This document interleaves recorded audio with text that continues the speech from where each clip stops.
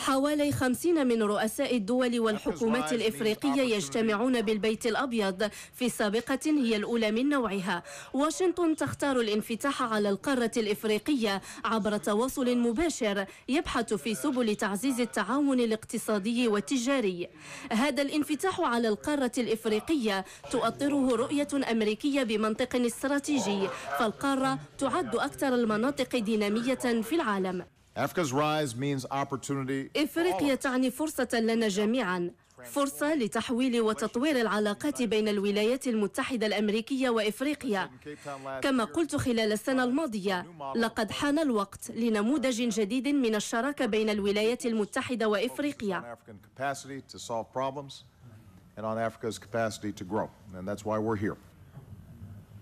يحضر المغرب في هذه القمة بتمثيلية متنوعة متعددة الاختصاصات استطاعت عقد مجموعة من الشراكات بين المغرب والولايات المتحدة. مجموعة من الاجتماعات الموازية لهذه القمة شكلت منطلقا لاستشراف سبل التعاون المغربي الأمريكي.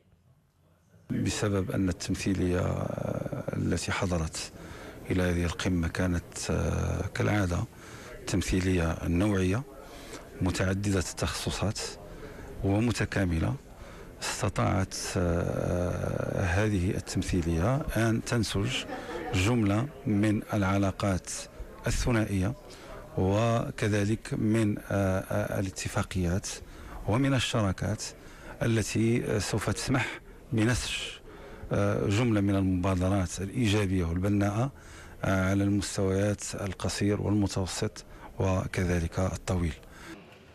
حضور مغربي وازن يراهن على الدور الاستراتيجي للمملكة كمنطلق لتعزيز التعاون مع الولايات المتحدة الأمريكية والقارة الإفريقية.